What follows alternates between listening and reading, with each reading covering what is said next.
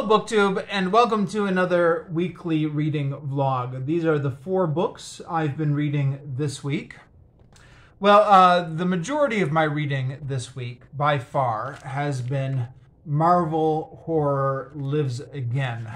So, last week I was on page 368.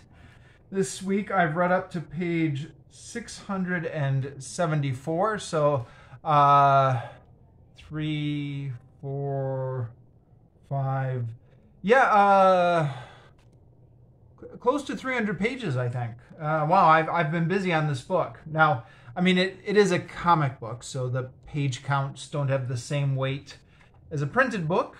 But yeah, I've been busy with this. I've been reading this in the evenings, staying up a little bit later than I should, maybe. I had a day off in which I spent a good chunk of the day reading this. So yeah, I've been indulging in guilty pleasures here with the comic. So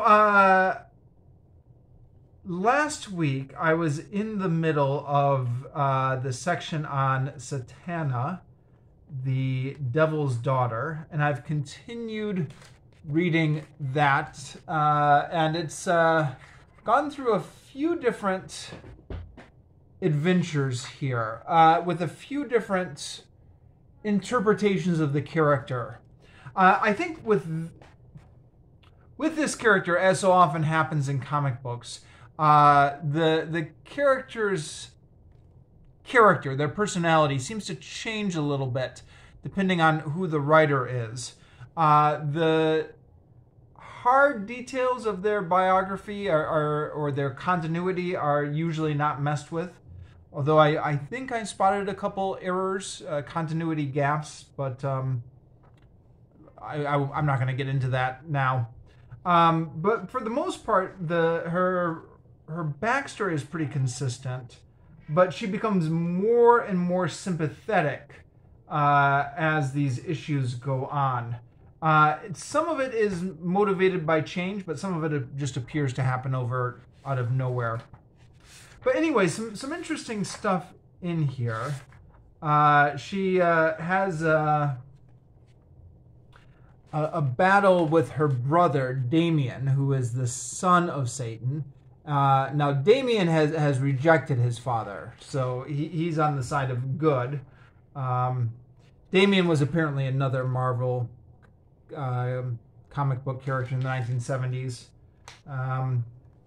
Then she has some more adventures when she's fighting the old gods. Yeah, let me see if I can find a picture of it.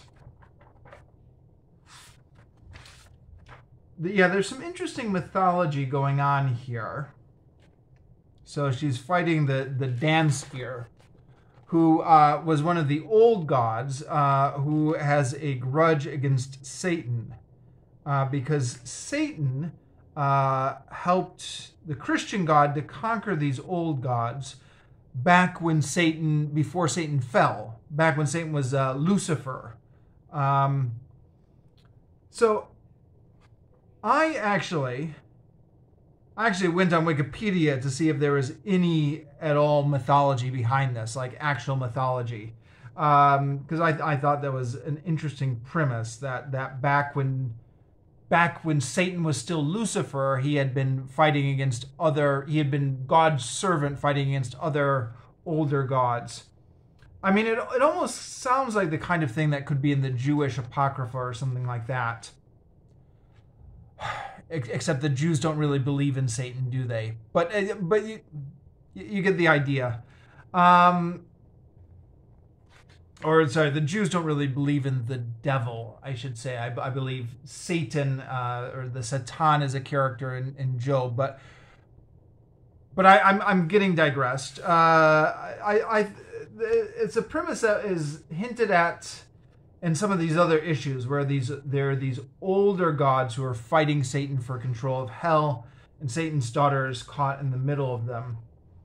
But then, the very last issue with Satana, she shows up with a team up with Spider-Man and Doctor Strange. So Doctor Strange has been turned into a werewolf, and Satana is doing a team up with Spider-Man. So here she's interacting with the regular Marvel superheroes, and here she's just a straight up hero, one of the good guys. There's some very loose hinting to her conflicted past, but the character that she portrays, that she is in this story, is a good character, and she dies at the end of it. And according to Wikipedia, that was the end of this character for some time. I mean, she got revived eventually. Nobody stays permanently dead in comic books. And then we go on to the next character, which is Hodiah Twist, who apparently only appeared in a couple issues here in black and white. Who's essentially this guy playing Sherlock Holmes. He's somebody who lost his mind and has retreated into becoming Sherlock Holmes. And in the first story, he's up against vampires. In the second story, he's up against a werewolf. And then there's a little addendum at the end here. I know you can't read it, but right here, where it says Hodiah Twist only appeared in 2 stories, but after that he made cameos in other comics as like a virtual reality character that other characters could play. So there he is there. And again, I looked him up on Wikipedia. There's almost no information on Wikipedia. He's too minor a character. So you have to Google him and look on like the Marvel fan wikis and stuff like that. Apparently he only got 2 stories to himself, and then like a handful of cameos. And then the next character is Lilith, the daughter of Dracula, who I guess there was a couple different Dracula titles going on at the time. This is Curse of Dracula. But there was also the Tomb of Dracula, published in the 1970s, Lilith as well strikes me as a character who changes a bit. She starts out as evil, but then gets more sympathetic as these stories go on. Until she becomes more and more of a good guy. And I'm still in the middle of the Lilith stories. Some of them are in black and white. Some of them are in color. There's one when Dracula loses his powers because Satan takes away his powers from him. And this one is Tomb of Dracula, I believe. Yeah, Tomb of Dracula. So he goes to his daughter for help, but his daughter has a grudge against him, so his daughter just attacks him instead. Where's a good picture? His daughter attacks him instead, and yeah, I'm still working my way through the Lilith stories. There's quite a few of them in this collection. So, a big doorstopper of a comic book, but I am making good progress on it. All right. These next books, How to Teach for Exams. So this is a book I started this week, and I had said last week that I was not going to read any more books for work this year. I was going to try and clear out my reading list and indulge more in pleasure reading. But as I said in the started video I made for this, which I posted earlier this week and which I'll link to down below, I'm working on a project now about exams at my school. So this fit right in. And I've been reading it mostly at work. I've been reading a little bit of it at home. It's for teaching exam preparation classes. So in Vietnam, that mostly means teaching IELTS. the International English Language Testing System, which is a very big test in Vietnam. It's actually based off of the UK and Australia, but very popular in Vietnam. But the exam is just the book is just how to teach for exams in general. Lots of really useful stuff in here, actually. When I was reading, this is published by the same people who did How to Teach Listening, Pearson.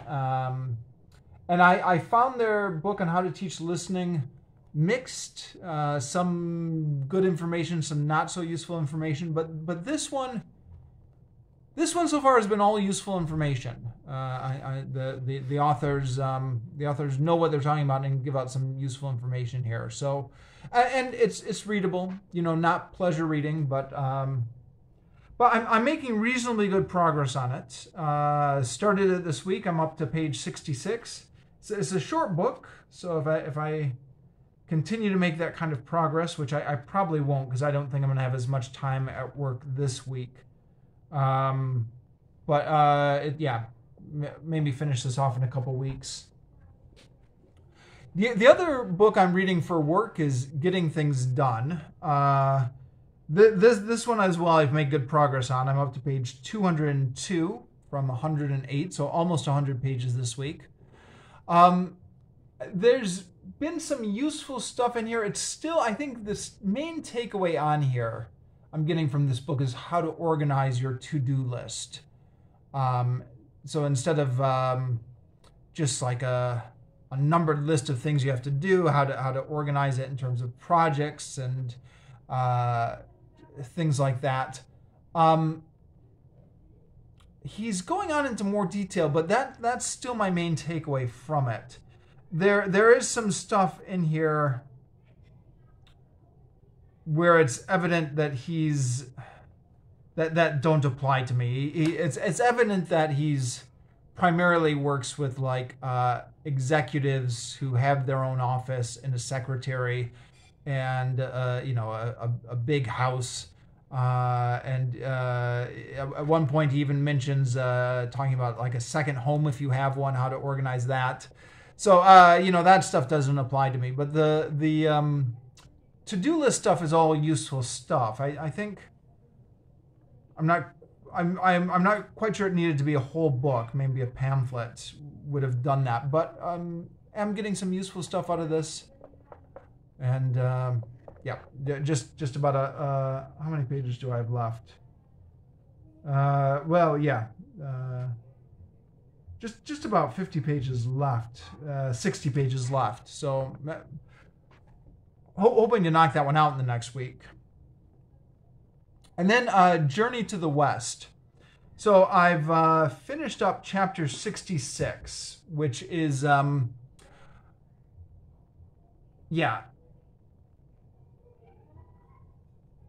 is another episode where Monkey has to fight demons. Now, I've been mentioning as I read this book throughout these weekly reading vlogs that this book has a reputation for being repetitive, it's getting repetitive here. It's not. I mean, I shouldn't say it's all repetitive. There are some novel stories mixed in here, although who knows? I haven't read it all the way to the end. Maybe by the time I get to the end, each story type will have been done twice. But so far, there have been some novel stories in here, but there are also a lot of stories that repeat or have elements that repeat. So almost every story has some sort of demon they have to kill or battle against. Actually, sometimes they don't kill it. A lot of times they just convert it. This week's chapter being a case in point. So it's repetitive in that sense. There's always a demon they have to fight against. But sometimes the specific story beats are a lot more specifically repetitive. So this case parallels a a story that we only had a few chapters ago, I think. And the one that we had a few chapters ago, the monkey had warned the monk not to travel in the mountain, to stay inside the protective circle. The monk had disregarded his warnings. He got caught by a monster, a demon. Monkey has battled the demon, but the demon had a special ring that he could throw up, and it could catch anyone's weapons. So Monkey went for reinforcements. He went up to heaven. He got a whole bunch of the Pleiades, like a constellation, to come down and fight with him. But they had a big fight. But then at the end of it, the demon threw up his magic ring and captured everyone's weapons. And then Monkey went and got some dragons from heaven, but the same thing. He got the thunder gods, but the same thing. Monkey just kept getting reinforcements, and there kept being battles, but the demon would eventually throw up his magic ring and catch everyone's weapons. And so there are all these gods who can't get to their weapons anymore. And eventually, Monkey finds one of the bodhisattvas who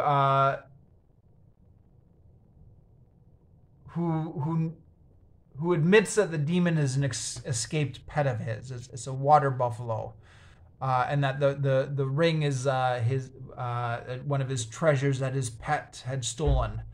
So the bodhisattva goes back and gets his pet and gets the ring, and then that's the end of that demon. He's been returned to his domestic life, and all the gods get their weapons back again. This episode is very similar, although instead of a ring that the god throws up, he's got a special bag. When he takes out the bag and he throws out these bands, and the bands will just go around everyone and make their bones limp, so they're completely powerless. So it's a similar thing, and I think I talked about some of it last week, because I was actually kind of halfway through the chapter last week. So they're going through the mountains. There's a mysterious monastery. Monkey warns the monk not to go in. The monk disregards it. Monkey initially gets trapped by this monster, but then is able to get help from the constellations again. So more constellations coming to help him. Now, these ones are, I think they're called the 28 constellations, which are like the 28 constellations. I looked this up in Wikipedia. The 28 constellations used in astrology, or the zodiac, in Chinese mythology. And they're described. So there's, the middle dragon of the gullet, the earth bat of the woman, the sun hare of the chamber, the moon fox of the heart, the fire tiger of the tail, the water leopard of the winnower, the wooden unicorn of the dipper, the middle bull of the ox, the earth raccoon dog of the base, the sun rat of the barrens, the moon swallow of the roof, the fire pig of the house, the water beast of the wall, the wooden wolf of the strider, the middle dog of the harvester. So these are all the names of the constellations. Now, I looked this up on Wikipedia, and the ones on Wikipedia actually are not, they don't have these names. They have like, there's like there's 4 different main creatures, and then there's like the head, stomach, and feet of each of those creatures are the constellations. But I'm assuming maybe they have double names. They're given very colorful names here, and I didn't even read half of them. The earth boar of the stomach, the suncock of the Pleiades, the moon crow of the net, the fire monkey of the turtle, the water ape of the Orion, the wooden hyena of the well, etc. And so the monkey brings them in as reinforcements, and they have a big battle against the demon king and his demons. And it's described here, as a lot of these big battles are, in a poem stanza. So which I'll read a bit of. The evil demon king had tricked the true nature. The gentle true nature was no match for him. With so many plots, it was hard to escape from pain. Okay, that's describing how he described the monk. But jumping down here to the fight. The bitter fight shook heaven and earth. Both sides spread their nets in the struggle. On one side, the waving of banners and war cries. On the other, the beating of drums and gongs. A cold sea of light from massed sabers and spears. And a murderous look of the swords and the halberds. The demon troops were cruel and tough. The heavenly soldiers were no match for them. Dreary clouds blocked out the sun and moon. Spine-chilling mists lay over the landscape. Hard and bitter was the fight. Yeah, so you just imagining this fight between all the demons on one side and all these weird constellation creatures on the other, like the wooden unicorn and the sun rat and the fire monkey. And it's now granted it's not a blow-by-blow description of the battle. You just have to imagine it in your head, but it's fun to imagine, huh? But then, yeah, the demon gets out his bag. He throws his bands and he catches them all. And then this goes through several more variations where Monkey goes to various different gods who I'm assuming would be gods familiar to a Chinese audience, like from Chinese mythology. And he gets kind of, what does he get? So he goes to one of them, the war god, and the war god can actually come with him. But the war god gives him his tortoise and snake, who, like this giant tortoise and this giant snake, who are his generals. And then the magic dragons. So they come, and they have another huge fight. But then the demon uses his bands again. And then Monkey goes out to get another god, the god that subdued the water on the southern Jambu continent. I looked this up on Wikipedia. What is the southern Jambu continent? But apparently it's the old name for India. So I guess in Chinese mythology, India was the southern Jambu continent. There was and he gets again, the god can't go with him because the god needs to stay and keep the rivers in check. But he gives him his disciple and who else does he give him? Yeah, 4 divine generals. And they go and they also have a big battle with the demon, but then they get caught by the magic bands again. And then so finally the Buddha, one of the Buddhas, which Buddha does it say it was? The laughing Buddha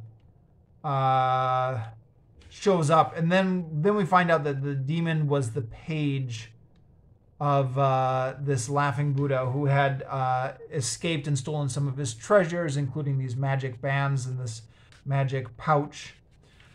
So he and Monkey plot together to subdue the demon. They trick him into eating a melon, but the melon is really Monkey in disguise. So once Monkey gets inside of him, Monkey's able to thrash his insides, which, by the way, is another repeated part. That was also in a previous chapter when he was fighting the bull demon and his wife Roxy. He was able to defeat Roxy by also getting inside of her drink and then getting inside her stomach and thrashing her. But yeah, just like last time, the demon is not killed. He's just returned to being a page of the Buddha. The Buddha takes him back. And then, but all the other demons are, all the other minor demons in